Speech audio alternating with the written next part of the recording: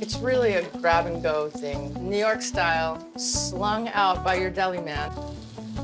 So it's your whole breakfast, but instead of sitting down and eating it civilized like on a plate, it's ready to roll for you. I'm gonna really splurge and have a 2-egg egg on a roll. I like my yolk runny. Let the egg set, and then drape the cheese over top and melt it. Let that melt a little bit. Excellent bacon.